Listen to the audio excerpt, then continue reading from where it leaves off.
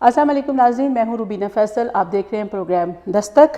नाज़रीन, हमें एक बहुत ही जिसको कहना चाहिए चालाक और मुसलसल प्रोपेगेंडे के ज़रिए एक ऐसे मुसलसल एहसास जुर्म में मुब्तला कर दिया गया है पाकिस्तानी कौम को कि हमने जिनसे आज़ादी ली हम उनका भी अपने आप को कसूरवार समझते हैं, और जिन्होंने हमसे आज़ादी ली उनको भी हम अपने आप को ही कसूरवार गर्दानते हैं।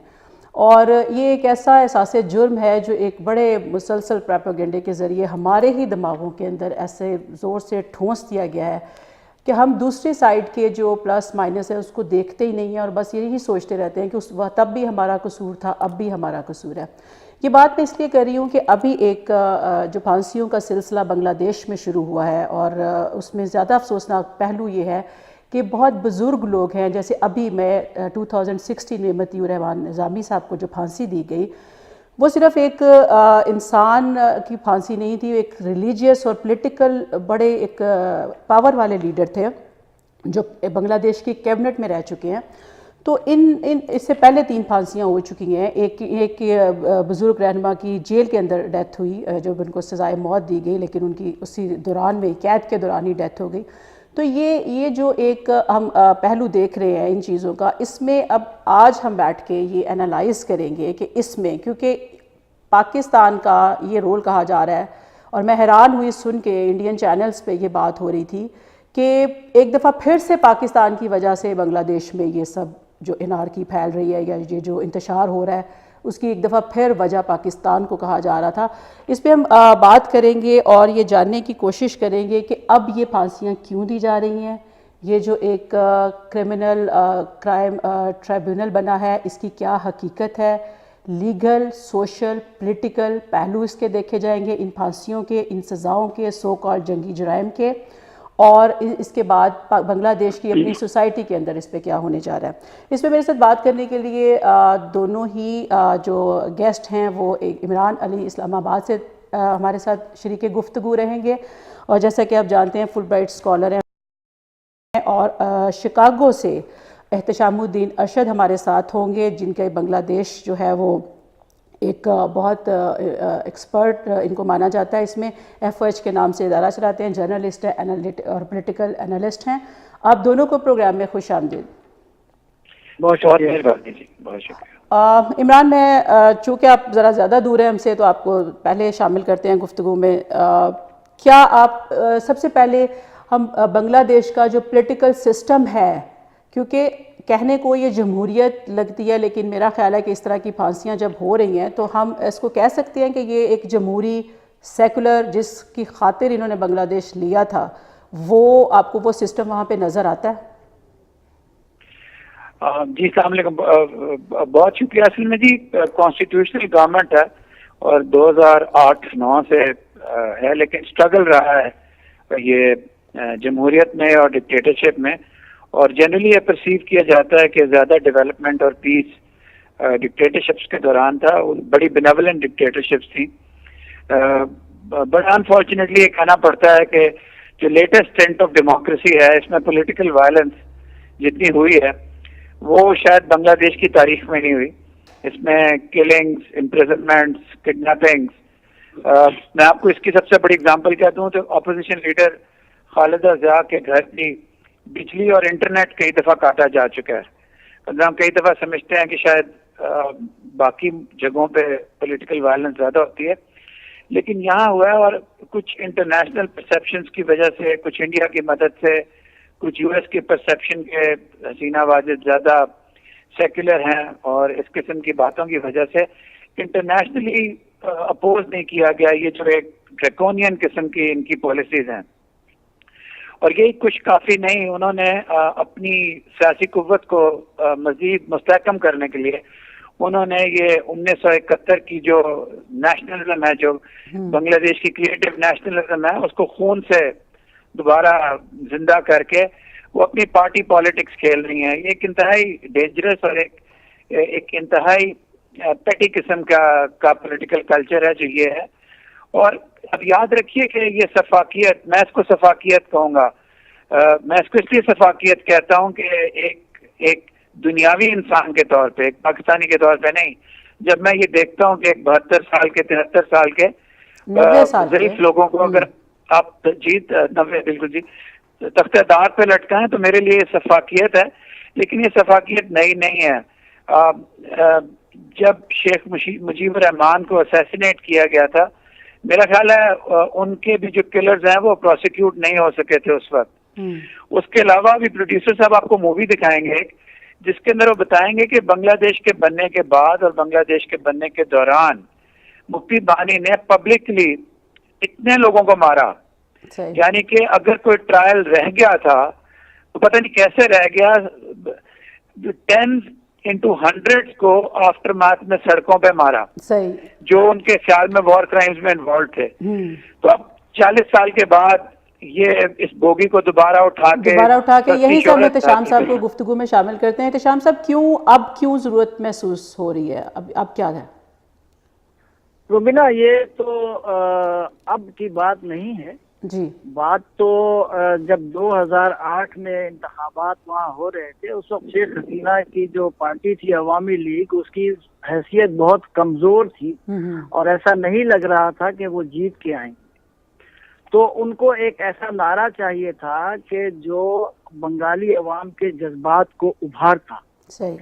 اور یہی ایک وہ نعرہ تھا 1971 کا جس کو انہوں نے استعمال کیا, جس کا استحصال کیا, اور انہوں نے یہ نعرہ لگایا کہ ہم جیت کے آئیں گے تو ہم ایک جنگی ٹریبونل, جرائم کے ٹریبونل بنائیں گے جس میں ہم ان لوگوں کو ٹرائل کریں گے جنہوں نے پاکستان کی فوج کا ساتھ دیا تھا, جس فوج نے بنگلہ دیش کے عوام کا قتل عام کیا تھا اور عورتوں کی عصمت دری کی تھی. صحیح. اور جب وہ جیت کے آئیں تو ان کے سامنے ایک اور ہدف تھا. وہ یہ ہدف تھا کہ جو اپوزیشن ہر انتخابات کے 1-2 انتخابات کے بعد ان کو پٹخ دیتی ہے, ان کو شکست دے دیتی ہے اور وہ پھر اپوزیشن میں چلی جاتی ہیں, اس کو کمزور سے کمزور تر کر دیا جائے کہ وہ سر نہ اٹھا سکے. اور اس کا ایک ہی حل تھا کہ انہوں نے, چونکہ بنگلہ دیش نیشنلسٹ پارٹی میں کے اتحاد میں جماعت اسلامی بھی تھی اور مسلم لیگ کے کچھ رہنما بھی تھے جس میں فضل القادر چودھری کے بیٹے بھی تھے, ہاں جی, جو اس اتحاد میں شامل تھے اور وہاں کے وزیر بھی رہے تھے اور جماعت اسلامی کے رہنما بھی مدرا تھے. تو انہوں نے, ظاہر ہے کہ ان کے سامنے یہی تھا کہ جماعت اسلامی کے اور مسلم لیگ کے جو وزراء یا جو رہنما اس اتحاد میں شامل ہوتے ہیں ان کو اس ٹریبونل میں لا کے اس حزب اختلاف کی جماعت کو کمزور کر دیا جائے. اور اس کے تحت پھر انہوں نے 2009 میں اپنے آئین میں ایک تبدیلی کی, ترمیم کی, چونکہ اس انتخابات میں بنگلہ دیش نیشنلسٹ پارٹی نے بائیکاٹ کیا تھا اور ان کی جو ہے وہ میجورٹی تھی اور اس میجورٹی کے تحت انہوں نے اس میں امینڈمنٹ کیا اور امینڈمنٹ کے نتیجے میں انہوں نے یہ ٹریبونل قائم کیا. حالانکہ ابھی جیسا کہ کہہ رہے تھے ہمارے عمران صاحب, میں تو کہتا ہوں کہ شیخ حسینہ کی یہ جو حکومت ہے وہ بھی ڈیموکریٹیکلی کریڈیبل نہیں ہے. اس لیے کہ اس انتخاب کو امریکہ سمیت بہت سارے ممالک نے تسلیم نہیں کیا تھا, اس لیے کہ یک طرفہ انتخابات تھے. اور لیکن اس کے بعد وہاں کی اپوزیشن چونکہ اتنی کمزور ہو گئی اور اس جرائم یہ جو ٹریبونل کے تحت اتنی ہراساں ہوئی کہ حزب اختلاف کوئی تحریک نہیں چلا سکی اور اس انتخابات کے بارے میں کوئی بات آگے نہیں بڑھ سکی اور یہ پھر سلسلہ انہوں نے شروع کر دیا. تو میرے خیال میں نتیجہ یعنی وجہ 2 ہی تھی. ایک تو یہ کہ ان کو اس انتخاب میں جیتنا تھا اور دوسرے جیتنے کے بعد اس اپوزیشن کو اتنا کمزور کرنا تھا کہ آئندہ وہ سر نہ اٹھا سکے ان کے ساتھ. صحیح. عمران, ہم اس کو جمہوریت کہہ سکتے ہیں جو بنگلہ دیش میں اب ہے, جس طرح احتشام صاحب نے بتایا؟ جی, اس کو صرف ٹیٹولر سی جمہوریت کہہ سکتے ہیں کیونکہ ان کے آئین پہ لکھا ہوا ہے. لیکن جیسا بہت اچھا بتایا احتشام صاحب نے, یہ اسی طرح ہے کہ ڈیموکریٹس الیکشن لڑے امریکہ میں اور ریپبلکنز بینڈ ہو, تو امریکی عوام نہ انٹرنیشنلی کوئی بھی اس الیکشن کو نہیں مانے گا, نہ میں مان سکتا ہوں نہ آپ مان سکتے ہیں. تو اس لیے وہ جیسے پاکستان میں ایک پارٹی مسلم لیگ نون لڑ لے اور پی ٹی آئی اور پی پی پی گھر بیٹھ جائیں, تو اسی طرح کے الیکشن ہوئے نا بنگلہ دیش میں جو ہوئے. جی بالکل, اور ان کو شاید پاکستان میں بھی کوئی نہ مانے. صحیح. تو انہوں نے ان ساروں کو تو اس طرح الیکشن لڑ لیے, جماعت اسلامی کو پھانسیاں دینی شروع کر دیں, تو جو دوسری پارٹی ہے BNP, وہ کیسے خاموش ہو کے بیٹھ گئے؟ یہ نہیں سمجھ میں آتا. اس پہ جی سوری مجھے آپ کی بات کاٹنی پڑے گی, اس پہ بات جاری رکھیں گے, اور یہ بھی دیکھیں گے کہ یہ جو ٹریبیونل بنا ہے اس کی یا یہ جو ٹرائلز ہوئے ہیں ان جنگی قیدیوں کے سو کالڈ, تو ان کی لیگل ویلیو کیا ہے, مطلب اس کو ہم قانونی حساب سے دیکھیں گے کہ کیا وہ ایز اے لا بھی کوئی واقعی ٹھیک فیئر ٹرائلز ہوئے ہیں یا نہیں, اگلے سیگمنٹ میں بریک کے بعد.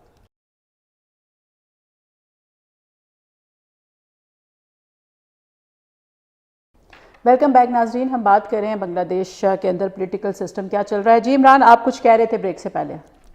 جی آپ نے سوال یہ پوچھا تھا کہ اپوزیشن کیوں اتنی اس حد تک مائلڈ ہو چکی ہے یا کچھ کرنے سے, ہاں جی بہت ویک لگ رہی. مجھے لگتا ہے کہ BNP اور جماعت اسلامی جس طرح ایک دم اٹیک ہوا ہے اور کوئی ریمیڈیز نہیں مل رہی. یہ ایک قسم کا جو پولیٹیکل اٹیکس ہیں, اس کی سپریم کورٹ ریمیڈی نہیں دے رہی. یوزلی ایک آرمی کا بڑا اسٹرانگ فیکٹر ہوتا ہے, وہ نیوٹرلائز ہے. تو لیکن میرا اپنا خیال ہے, I might be proven wrong, کہ لانگ ٹرم میں یہ حسینہ واجد صاحبہ کو اس کا نقصان ہوگا اور بنگلہ دیشی سوسائٹی کو بھی.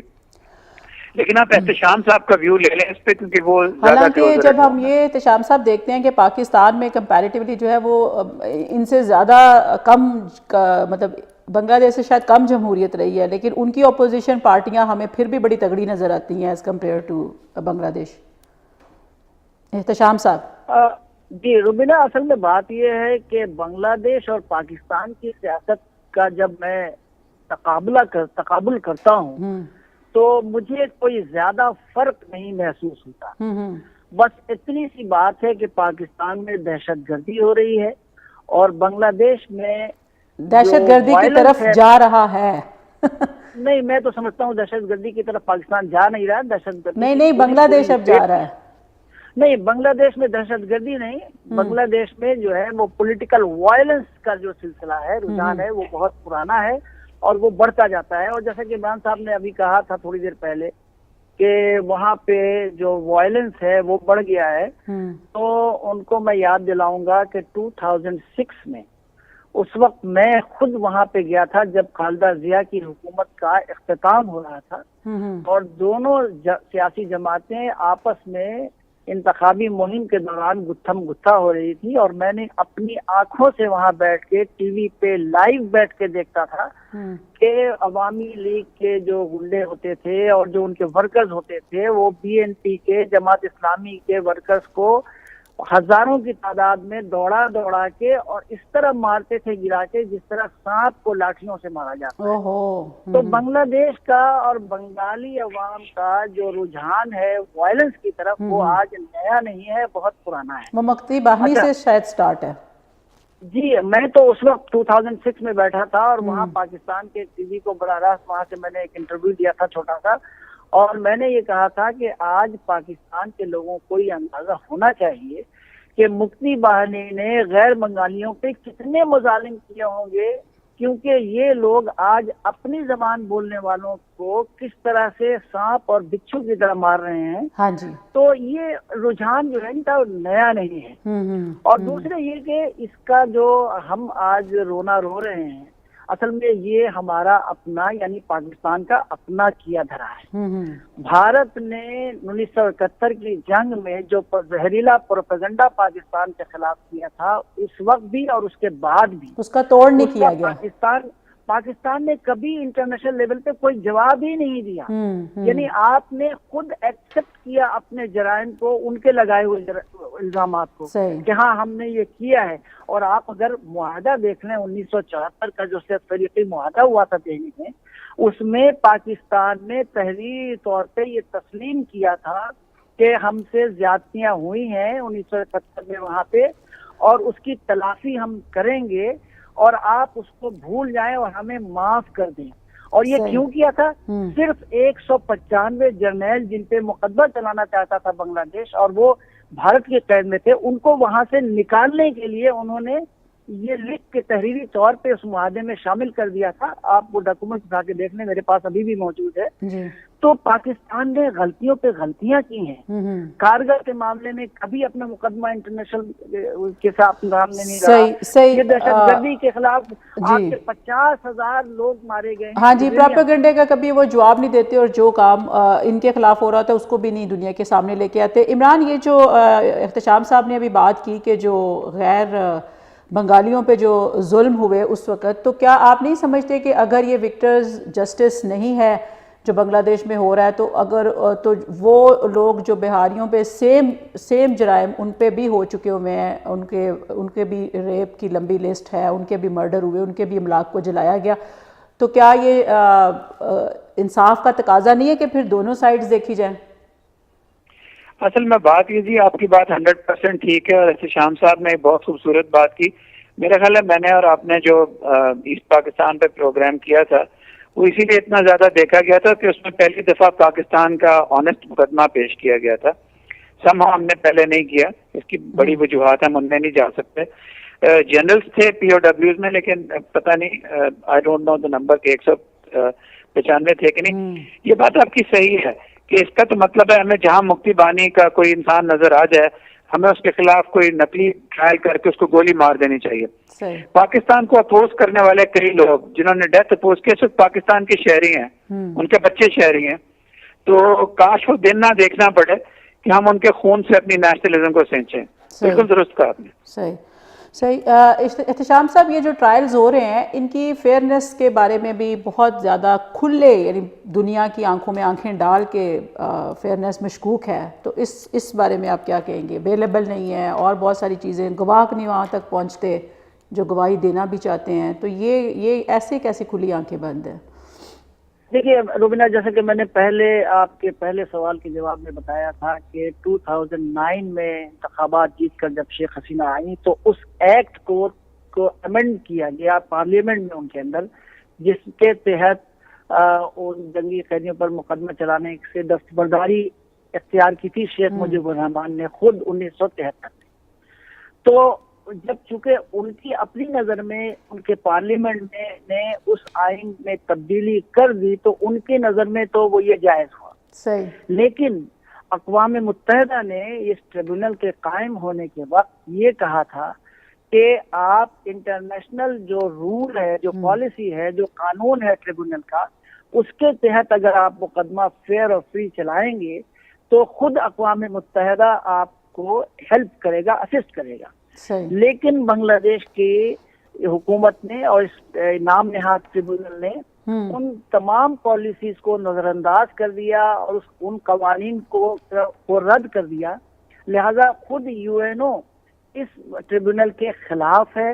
اور آپ دیکھیے کہ ابھی جو مطیع الرحمان نظامی کو پھانسی دی گئی ہے اس کے خلاف خود بان کی مون نے بیان دیا ہے اور ترکی نے اپنا ایمبیسڈر واپس بلا لیا ہے. یہ بہت دکھ اور افسوس کی بات ہے, بلکہ مذمت کی بات ہے کہ پاکستان نے جس کے اوپر الزام لگانے کے ساتھ ساتھ اور الزام کے تحت ان کو جن کی ہیلپ کرنے کے جرم میں اس ملک نے ہیلپ تو کرنا کوئی دور کی بات ہے, انٹرنیشنل لیول پہ آواز اٹھانا تو دور کی بات ہے, صرف احتجاج کیا ہے پہلی دفعہ کہ یہ نہیں ہونا چاہیے. عمران صاحب, ایک بات اور ذہن میں آتی ہے کہ یہ جو ابھی یہ جو ایگریمنٹ کی بات ہو رہی تھی 3 ملکوں کے درمیان میں جو ہوا, انڈیا, پاکستان اور بنگلہ دیش کے, اور اس کے بدلے میں وہ کہتے ہیں یہ سب, انہوں نے کہا تھا کہ ہم شیخ مجیب کے الفاظ تھے کہ بنگالیوں کے دل بڑے بڑے ہیں, ہم نے سب معاف کر دیا, لیکن اس کے باوجود یہ سب ہو رہا ہے. تو کیا یہ انڈیا کی جو پوزیشن ہے اس میں آپ کیا اس پہ کمنٹ کریں گے؟ یہ والا جو ایگریمنٹ ہے وہ کہتے ہیں بنگلہ دیش یہ کہتا ہے کہ انہوں نے, پاکستانیوں نے, جو بہاری ادھر ہیں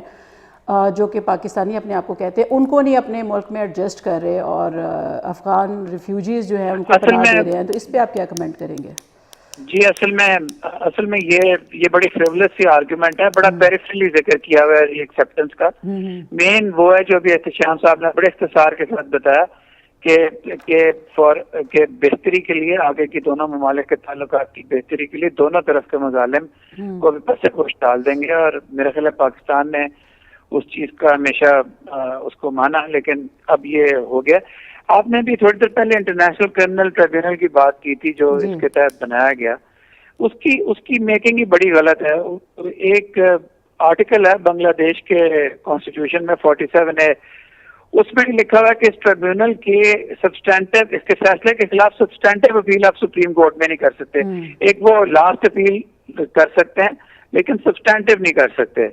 تو ہائی کورٹس کو بھی آؤٹ کیا ہوا ہے. اس کی کمپوزیشن بھی پولیٹیسائز ہے اور نہ اس کا بننا نہ اس کا ایویڈنس لینے کا طریقہ باقی ساری چیزیں ہیں وہ کرٹیسائز ہوئی ہیں. تمام دنیا میں ہیومن رائٹس واچ نے کتابیں لکھ چکا ہے اس کے اوپر. یو این کا بھی بڑے اچھے طریقے سے بتایا شام صاحب نے. ایک کنونشن ہے آپ کا international covenant on civil and political rights, اس کے آرٹیکلس 2, 3, 6, 7, 9, 10, 14, 15, 17, 18, 26 اتنے آرٹیکل کی خلاف ورزی کرتے ہیں. تو یہ ایک روڈیمنٹریلی سا جوڈیشل ٹرائبیونل ہے, ورنہ یہ ایک پولیٹیکل تھرسٹ کو پورا کرنے کے لیے یہ ایک انسٹیٹیوشن بنائی. صحیح. اور ایک اور بات ہے, آپ دونوں اس پہ کمنٹ کرنا چاہیں تو میر قاسم علی کیس میں جو چیف جسٹس نے بنگلہ دیش کے چیف جسٹس نے جو یہ کیس سن رہے تھے, انہوں نے اس پہ جو ہے وہ ڈیسیژن دینے سے یا ہولڈ کر دی تھی ججمنٹ. یہ بھی شاید آپ کے نالج میں ہو, تو انہوں نے بھی کچھ سوچ کے کیا ہوگا. احتشام صاحب. جی میر قاسم کے بارے میں کچھ کہہ رہی ہیں آپ؟ جی, میر قاسم علی کیس میں وہ جج نے ججمنٹ ہولڈ کر دی تھی نا انہوں نے. ہاں مگر دیکھیں میر قاسم کو بھی پھانسی ہو جائے گی. نہیں ہو, جی وہی میں کہہ رہی ہوں نا کہ اس کے باوجود وہ ایون جج خود کہہ دے پھر بھی پھانسیاں ہو رہی ہیں. تو دیکھیں اصل میں روبینہ بات یہ ہے نا کہ یہ جو معاہدے کی خلاف ورزی کی بات ہو رہی ہے نا, تو بھارت, بنگلہ دیش اور پاکستان یہ تینوں کی تاریخ ہے. میں بالکل ایک نیوٹرل اینالسٹ کے طور پہ کہہ رہا ہوں کہ ان تینوں کی تاریخ ہے کہ یہ معاہدے کی خلاف ورزیاں کرتے ہیں. بھارت نے لیاقت نہرو معاہدے کی خلاف ورزی کی, پھر بھارت نے جنرل اسمبلی کے جو کشمیر کے بارے میں جو قرارداد تھی اس کی خلاف ورزی کی. آج تک اس کو قبول نہیں کرتے ہیں. خود پیش کی ہوئے, خود وہاں جا کے کہا کہ یہ وہاں پہ. احتشام صاحب سوری, یہاں پہ آپ کو روکنا پڑے گا, بریک کا وقت ہو گیا. بات کو یہیں سے جاری رکھیں گے ناظرین بریک کے بعد.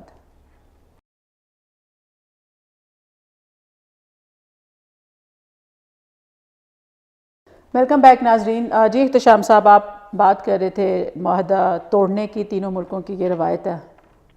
جی, تو میں یہ کہہ رہا تھا کہ بھارت کا, کہ میں نے آپ کو 2-3 بتائی کہ انہوں نے کس طرح خلاف ورزی کی انٹرنیشنل ٹریٹیز کی. اسی طرح آپ آ جائیے پاکستان پہ. پاکستان نے معاہدے کیے. پاکستان, بھارت اور بنگلہ دیش کے درمیان 3 معاہدے ہوئے ہیں, 1972 میں, 1973 میں اور 1974 میں. صحیح. تو دیکھیے چلیے 1974 میں جو معاہدہ ہوا تھا, 73 میں ہوا تھا کہ ٹریپیٹائٹ وہ مائگریشن ہوگی جس میں کہ بنگالی چلے جائیں گے یہاں سے پاکستان سے, اور سبسٹینشیل نمبر آف نان بنگالیز. مجھے آج تک جملہ بھی یاد ہے کہ ان کو ہم وہاں سے نان بنگالیز کو لے کے آئیں گے. ان کے کلیئرنس دیے گئے, بہت سے کلیئرنس دے دیے گئے, مگر لوگ ابھی تک نہیں آ پائے وہاں سے. اور پاکستان نے کہہ دیا کہ ہم نے جتنا لینا تھا لے لیا. ایک خلاف ورزی یہ ہوئی. دوسری پاکستان نے خلاف ورزی کی مسلم ورلڈ لیگ یعنی رابطہ عالمی اسلامی کے ساتھ 1988 میں ایک معاہدہ ہوا تھا کہ جس کے تحت کہا گیا تھا کہ 2.5 لاکھ جتنے بھی محصورین ہیں ان کو لا کے پنجاب میں آباد کیا جائے گا. پنجاب کی اسمبلی نے یہ قرارداد بھی منظور کی تھی کہ یہاں لا کے آباد کیا جائے, ہمیں کوئی اعتراض نہیں ہے. آج تک اس میں عمل درآمد پاکستان نے نہیں کیا. پھر 1992 عیسوی میں جب خالدہ ضیاء پرائم منسٹر پاکستان گئی تو میاں نواز شریف صاحب اس وقت بھی وزیر اعظم تھے, اور دونوں نے اسلام آباد میں ایک معاہدہ کیا تھا. جوائنٹ کمیونیکے موجود ہے کہ ان تمام لوگوں کو ہم لا کے یہاں آباد کریں گے. وہ اس پہ بھی عمل درآمد نہیں ہوا, بلکہ اب کورٹ میں پاکستان کی وزارت خارجہ نے یہ کہہ دیا کہ ہم نے جتنے لوگوں کو معاہدے کے تحت لینا تھا ہم نے لے لیا تھا, جبکہ یہ بات غلط ہے. دوسرے بنگلہ دیش پہ آ جائیے. بنگلہ دیش نے 1973 میں 6 فریقی معاہدے میں اس پر رضامندی ظاہر کی تھی کہ جتنے جنگی قیدی ہیں بھارت سے چلے جائیں, ہمیں کوئی اعتراض نہیں ہے. پھر 1974 میں اس نے یہ کہا کہ 195 جرنیل کو بھارت نے روک لیا تھا, پاکستانی جرنیل کو, جس میں جنرل نیازی بھی شامل تھے, اور ان پر چونکہ بنگلہ دیش مقدمہ چلانا چاہ رہا تھا لہٰذا اس کو روک لیا گیا تھا. اور جواب میں پاکستان نے 400 بنگالی بیوروکریٹس اور آرمی جنرلز کو روکا ہوا تھا. پھر چائنا کے انٹروین پہ دونوں راضی ہوئے اور پھر بنگلہ دیش کے شیخ مجیب الرحمان نے یہ کہا کہ ہاں ہم بنگالی جانتے ہیں کہ کیسے معاف کیا جائے، اور وہ دستبردار ہو گئے تھے مقدمہ چلانے پر. آج انہوں نے بھی مقدمے کی خلاف ورزی کی. پھر یہ کہ یہ شیخ حسینہ آپ دیکھیے کہ 2 سال پہلے جب جنرل اسمبلی میں جا کے اقوام متحدہ میں تقریر کرتی ہیں تو شروع سے آخر تک 1971 کی بنیاد پر پاکستان کو ہی انہوں نے متون کیا، مگر پاکستان نے آج تک اس کا کوئی جواب کہیں پہ نہیں دیا. تو یہ معاہدے کی بات میں کر رہا تھا کہ کس طرح ایک دوسرے بہت اچھا معاہدہ کرنے کے بعد بہت اہم بات آپ نے کی ہے، اور اس سے ناظرین کو بہت انفارمیشن ملی ہوگی، اور بڑی بڑی پریسائز اور کلیئر کٹ بات کی ہے. عمران، جب چیف جسٹس کی ہم بات کر رہے تھے، میرا خیال ہے آپ اس پہ کچھ ایڈ کرنا چاہ رہے تھے. جو چیف جسٹس آف بنگلہ دیش کی بات کرنے سے پہلے میں یہ کہوں گا without going into any debate کہ جو پاکستانیوں نے وعدہ کیا تھا وہاں سے کیمپ سے بہاریز کو لانے کا اور نان بنگالیز کو، میں as a person as a human being آپ کے پروگرام میں آتا ہوں، یہ پاکستان کو وعدہ پورا کرنا چاہیے تھا. یہ پاکستان کو ایز اے اسٹیٹ یہ وعدہ پورا کرنا چاہیے تھا، اور یہ آگے بھی جا کے پاکستان کو وعدہ پورا کرنا چاہیے. انسانیت کے خلاف ہے کہ ہم نے یہ وعدہ پورا نہیں کیا.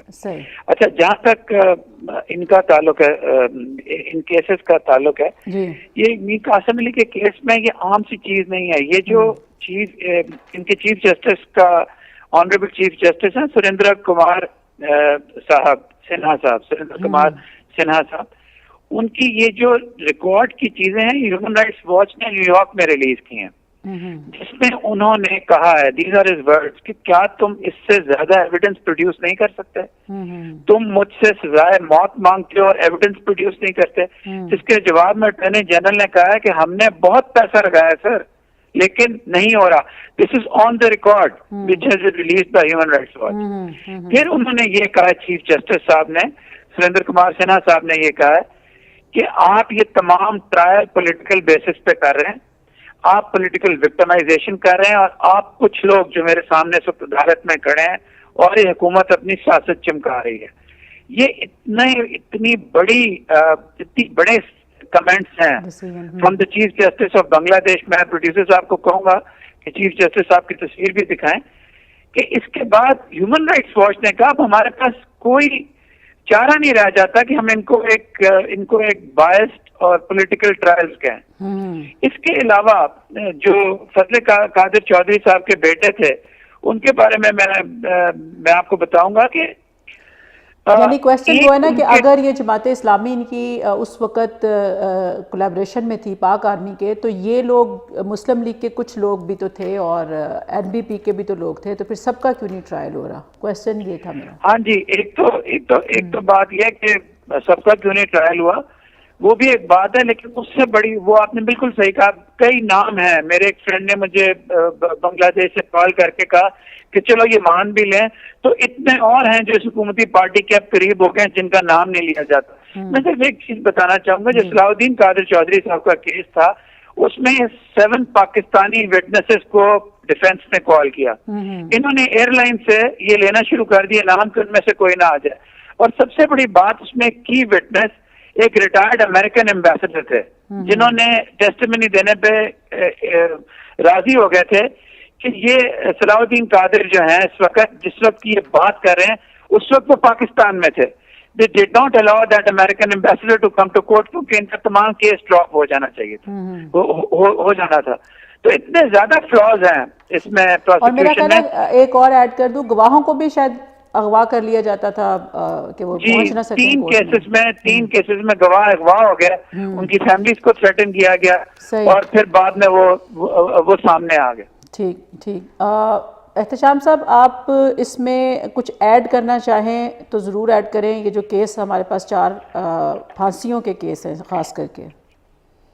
اصل میں بات یہ ہے نا کہ جیسے کہ میر قاسم کی بات آپ نے کی، میر قاسم تو ان کا جماعت اسلامی سے کوئی براہ راست تعلق تو اس زمانے میں نہیں تھا 71 میں. وہ ظاہر ہے کہ ذہن کچھ اسلامی ہوگا ان کا، بہت سے لوگوں کا ہوتا ہے، کوئی کمیونزم کی طرف مائل ہوتا ہے، کوئی اسلام کی طرف مائل ہوتا ہے.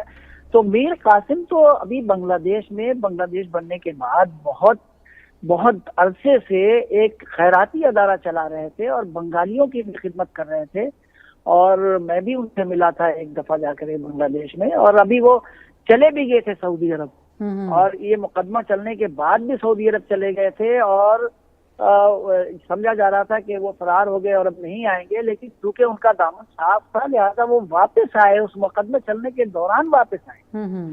تو یہ زیادتیاں تو وہاں پہ ہو رہی ہیں، اور کیوں ہو رہی ہیں اس کی وجہ میں نے آپ کو بتا دی ہے۔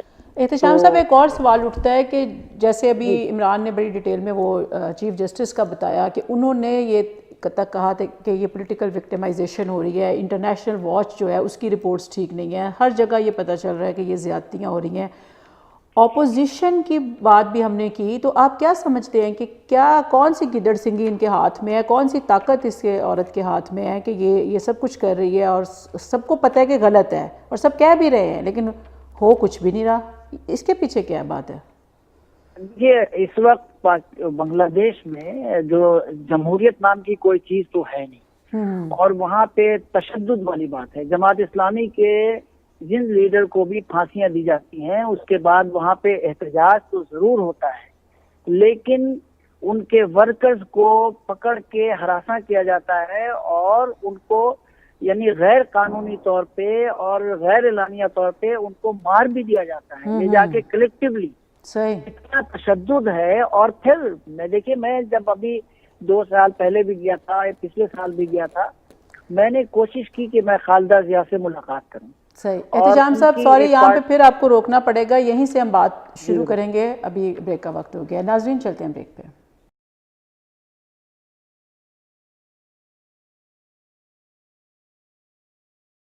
ویلکم بیک ناظرین، ہم بات کریں بنگلہ دیش میں جو پھانسیاں ہو رہی ہیں۔ جی احتشام صاحب، آپ 2 سال پہلے کا ذکر کر رہے تھے، جب آپ وہاں پہ فزیکلی موجود تھے تو کیا آپ نے دیکھا؟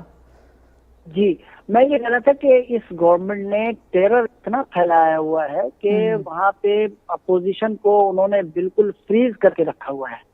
اور خالدہ ضیاء کی جو بات ہے، خالدہ ضیاء 2 سال سے اس قدر بے اختیار ہیں اور وہ اس قدر ہراساں ہیں کہ میں نے جب ملاقات کی خواہش ظاہر کی اور ان کی ہی پارٹی کی ایک ایم پی انہوں نے مجھ سے کہا کہ میں کل آپ کی ملاقات کرا سکتی ہوں لیکن آپ ان سے کیا بات کریں گے؟ تو میں نے ان سے کہا کہ میں عام سی سیاست کی بات کروں گا، تو انہوں نے کہا کہ وہ آپ کی کسی سوال کا کوئی جواب نہیں دے سکیں گی آپ کے سامنے بیٹھے ہونے کے باوجود۔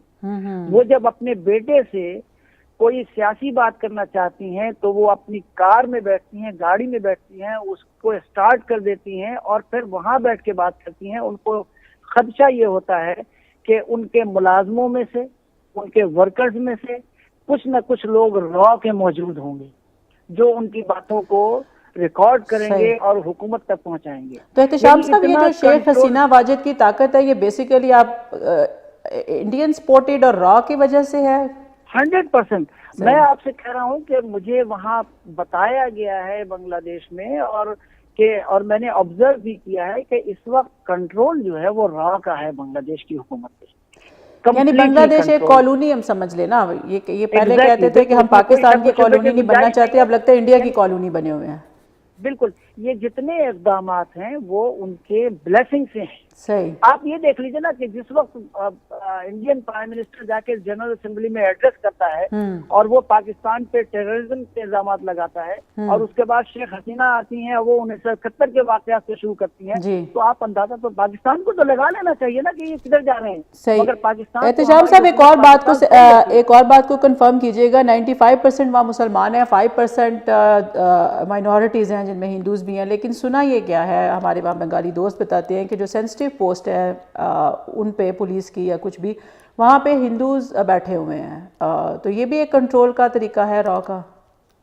یہ تو شروع سے مشرقی پاکستان جس وقت موجود تھا، جس وقت مشرقی پاکستان تھا، پاکستان بننے کے بعد تو بنگالی تجارت پہ بھی اور ہندو تجارت پہ بھی چھائے ہوئے تھے۔ تعلیمی میدان میں بھی پروفیسر اور لیکچرر یہ سارے ہندو تھے جنہوں نے ویسٹ پاکستان کے خلاف نفرت کا زہر گھولا، اور آج بھی وہ وہاں پہ موجود ہیں۔ وہ وہاں کے ٹریڈ کو بھی کنٹرول کرتے ہیں، وہ وہاں کے ایجوکیشن سسٹم کو بھی کنٹرول کرتے ہیں، اور وہ سارا معاملہ وہی ہے. اور اس کو اور احتشام صاحب جو عام بنگالی ہیں وہ مجھے یہ لگتا ہے کرکٹ میچوں کے جب آڈینس ہم دیکھتے ہیں خاص کر کے جب ڈھاکہ میں ہوتا ہے میچ تو وہ لوگ پاکستان کو سپورٹ کر رہے ہوتے ہیں. اس کا مطلب ہے عام پاکستانیوں میں تو کچھ بھی نہیں. بہت اچھا سوال آپ نے روبینہ کر دیا. اس کی میں وضاحت اپنی تحریروں میں کر چکا ہوں مگر پاکستان کے لوگ شاید نہیں سمجھتے اور خواب غفلت میں رہنا چاہتے ہیں. دیکھیے کرکٹ کے میچ میں کوئی بنگالی جا کے پاکستان کو سپورٹ نہیں کرتا, کوئی ان کے لیے تالیاں نہیں بجاتا. میں آپ کو بتا رہا ہوں نفرت کا زہر گھلتا جا رہا ہے اور زیادہ بڑھ رہا ہے. یہ جتنے جو تالیاں بجاتے ہیں اور جا کے پاکستان کا جھنڈا لہراتے ہیں یہ وہ لوگ ہیں جو کیمپوں میں رہتے ہیں. اس لیے آپ کو یاد ہوگا کہ 1 سال پہلے شیخ حسینہ نے بین کر دیا تھا کہ پاکستانی فلیگ لے کے کوئی نہ جائے میچ. ہاں جی صحیح. عمران یہ جو کچھ پھانسیاں ہو رہی ہیں اس میں جو سوشلی جو سماج کی ایک توڑ پھوڑ شروع ہو جاتی ہے آپ اس کو کیسے دیکھتے ہیں؟ یہ جو ایک پھانسی کا اعلان ہوتا ہے تو ایک ناچ شروع ہو جاتا ہے جیلوں کے باہر خوشی کے مارے اور دوسری طرف ہڑتالیں, تو کیسے دیکھتے ہیں آپ اس سینیریو میں؟ دیکھیے اگر آپ نے شفافیت کا ناچ دیکھنا ہو تو میں پروڈیوسر صاحب کو کہوں گا کہ ذرا وہ ویڈیو دکھائیں جس میں عین پھانسی کے وقت لوگ باہر نعرے لگا رہے ہوتے ہیں, دوسری سائڈ پہ اسی ملک کے اندر اسی سوسائٹی کے اندر لوگ پروٹیسٹ کر رہے ہوتے ہیں, پروٹیسٹ کرنے والوں پہ گولیاں چل جاتی ہیں. بالکل. تو یہ سوسائٹی کو پولرائز کر رہے ہیں اور اب باتیں شروع ہو گئی ہیں اسلامک اسٹیٹ کی, داعش کی, ISIL کے وہاں پریزنس کی. اصل میں وہ تو سارا پروپیگنڈا ہے یہ ISIL وغیرہ کا. سوسائٹی کے اندر جب آپ تھروٹل کر دیں گے اور جس طرح ایک فرینچ رین آف ٹیرر تھی, اس وقت حسینہ رین آف ٹیرر ہے بنگلہ دیش میں, تو آپ سوسائٹی کی ایموشنز کو نہیں کنٹرول کر سکتے. را اور انڈیا اور anybody for that matter وہ ابلتی ہیں باہر, اور وہ پھر جب وائلنس ہوگی تو اس کو یہ لوگ ٹیررزم کا نام دیں گے, لیکن پھر شاید بہت دیر ہو جائے. وہ سوسائٹی زندہ رہتی ہیں جن میں ٹالرنس ہوتی ہے ڈسینٹ کی, باقی چیزوں کی. پاکستان نے بھی اس سے پہلے غلطیاں کی ہیں اور بڑا کچھ کمایا ہے. انڈیا غلطیاں کر رہا ہے اور وہ بھی بڑا کچھ گوا چکا ہے. مسئلہ یہ ہے کہ آپ کو یہ لرن کرنا چاہیے کہ آپ یہ رین آف ٹیرر سے آپ پوری سوسائٹی کو سبجیگیٹ نہیں کر سکتے. اور آپ کو بڑا اچھا بنگلہ دیش میں سسٹم تھا کیئر ٹیکر گورنمنٹ کا, وہ بنایا گیا تھا کہ الیکشن ہمیشہ کیئر ٹیکر گورنمنٹ کے انڈر ہوں گے. جس دن حسینہ جی نے وہ ہٹوا دیا وہاں سے, اب کوئی بھی فیئر الیکشن ہونے کا وہاں چانس نہیں ہے. تو کانسٹیٹیوشنل گارنٹیز اور سوسائٹی کے فیبرک کے لیے, اور I wish Bangladesh all the best as a very important country in the world. اس کی سوسائٹی کی اسٹیبلٹی کے لیے یہ جو خون کا ناچ ہے یہ روکنا پڑے گا. اور میں آپ کو یہ بھی بتا دوں کہ حالانکہ بڑا کنٹرول کیا ہوا ہے ملٹری کو, وہاں ان کی اپوائنٹمنٹس بھی پولیٹیسائز ہو گئی ہیں ان کے اوپر بھی, لیکن ایونچولی پھر یہ پولیٹیکل سسٹم بھی ہولڈ نہیں کر سکے گا اور سوسائٹی بھی ہولڈ نہیں کر سکے گی. وہ حضرت علی کا قول ہے نا کہ کچھ دیر تک تو ایسے حالات رہ سکتے ہیں لیکن ٹیرنی انڈیور نہیں کرتی, ٹیرنی ختم ہو جاتی. احتشام صاحب آپ بنگلہ دیش کو کدھر جاتا ہوا دیکھتے ہیں؟ کیا کہہ رہے ہیں, کدھر جاتا دیکھ رہے ہیں؟ جی بنگلہ دیش کی فیوچر کیا دیکھ رہے ہیں آپ؟ دیکھیے بنگلہ دیش میں جو وائلنس ہے پولیٹیکل وائلنس وہ اسی طرح جاری رہے گا. اور اصل میں بات یہ ہے کہ میں جو سمجھتا ہوں جو حل ہے میرے نزدیک اس کا سارا جو سلسلہ ہے وہ پاکستان کو ایکٹیو ہونا پڑے گا, پاکستان کو آگے آنا پڑے گا, پاکستان کو عالمی عدالت میں جانا پڑے گا. اس لیے کہ پاکستان کے اپنے گورنر عبد المنعم خان کو اسی مفتی بہانی نے مار کے درخت پہ لٹکا دیا تھا اور اس مردہ جسم پہ گولیاں چلائی گئی تھی. مولوی فرید احمد کو قتل کیا گیا تھا, وہ پاکستان کا وزیر رہ چکا تھا, اور لاکھوں غیر بنگالیوں کو قتل کیا گیا تھا جن کے ثبوت پاکستان آرمی کے پاس موجود ہیں. میں دعوے کیسے کرتا ہوں, تو کیوں نہیں یہ عالمی عدالت میں جاتے ہیں کہ ظلم ہم نے نہیں کیا انہوں نے کیا ہے. یہ کیوں نہیں مولوی شرمیلا بوس کی کتاب کو آگے بھیجتے ہیں جو بنگالی ہندو تھی جس نے بنگلہ دیش بننے کے بعد ریسرچ کیا تھا اور بتایا تھا جی بالکل کہ بتایا تھا کہ پاکستانی فوج 38 ہفتوں میں 30 لاکھ بنگالیوں کو نہیں مار سکتی تھی, اس لیے کہ پاکستانی فوج کی تعداد 20 سے 25 ہزار تھی جو کہ اسلحوں کے ساتھ وہاں لڑ رہے تھے. آل انڈیا ریڈیو سے جو نیوز نکلتی تھیں وہ ساری کنٹرولڈ تھی جو دنیا کو جاتی تھی. تو آپ کے اپنے سیاسی رہنما, آپ کے اپنے ریسرچر, آپ کے اپنے اسکالر بھارتی پروپیگنڈے کے سحر میں ہیں آج جی. تک, اور وہ کہتے ہیں کہ ہماری فوج نے مظالم کیے تھے, بلکہ یہ جھوٹ ہے. صحیح. آپ کے یہاں ریسرچ کرنے کا رواج ختم ہو گیا ہے, پڑھنے لکھنے کا رواج ختم ہو گیا ہے, آپ کہیں سے کوئی ثبوت نہیں دیتے, آپ کہیں سے کوئی ریفرنس نہیں دیتے, تو لہذا آپ اسی طرح رہیں گے, اور آپ کے خلاف پوری عالم جو ہے وہ اسی طرح برسر پیکار رہے گی. آپ کو عالمی عدالت میں جانا پڑے گا. جیسے میں نے انٹرو میں کہا کہ ہمیں اپنے آپ کو مجرم سمجھنے کی عادت پڑ گئی, اور بس ہم اسی میں پڑے ہوئے ہیں کہ بس ہم ہی مجرم ہیں چاروں طرف سے.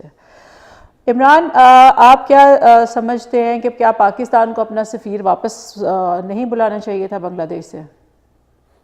میں پرسنلی جی ایٹ اے پرسنل لیول میں یہ سمجھتا ہوں کہ پاکستان کا ریئیکشن اس سے بہت اسٹرانگ ہونا چاہیے تھا. صحیح. اس میں کوئی شک نہیں ہے. ملٹی لیٹرل فورمز پہ پاکستان شاید اس بات کو اٹھائے گا, لیکن جو ریئیکشن ہے اسٹرانگ ہونا چاہیے. میں چاہتا ہوں پروڈیوسر صاحب پریزیڈنٹ آف ٹرکی کے وہ کلپس دکھائیں جس پہ انہوں نے ایک اسٹرانگ سٹانس لیا ہے. پاکستان کا سٹانس اسٹرانگ ہونا چاہیے, لیکن اس سے زیادہ بھی میری خواہش یہ ہے کہ بنگلہ دیش ایک ماڈریٹ پراسپرس کنٹری کے طور پہ ابھرے اور اپنا رول پلے کرے, اور اس کے لیے یہ خون میں سینچی ہوئی سیاست اور پولیٹیکل وائلنس جس کا ذکر کیا ہے احتشام صاحب نے, یہ ریٹروگریسو ہے, یہ بنگلہ دیش کو پیچھے اینیملسٹک سوسائٹی کی طرف لے کے جا رہی ہے. صحیح. آپ دونوں کا بہت شکریہ. ناظرین, یہ تھا آج کا پروگرام جس میں ہم نے بات شروع کی تھی ان پھانسیوں سے جو کہ معمر اور ضعیف العمر لوگوں کو دی جا رہی ہیں اس بنیاد پہ کہ انہوں نے 1971 میں پاکستان فوج کا ساتھ دیا اور ریپ, مرڈر اور املاک کو جلانے والے کام کیے. تو اس پہ ہم نے جس سارے اینگل سے بات کی ہے کہ یہ ٹرائل کتنے فیئر ہیں, وہاں پر کیسی وہ جو نظام جو خود ریگنگ کر کے جو گورنمنٹ آئی ہے, جو فیئر الیکشن سے نہیں آئی, وہ فیئر ٹرائل کیسے کر سکتے ہیں. امید ہے کہ آپ نے اس پروگرام سے بہت سیکھا ہوگا. ملیں گے اگلے پروگرام میں نئے موضوع کے ساتھ. تب تک اللہ.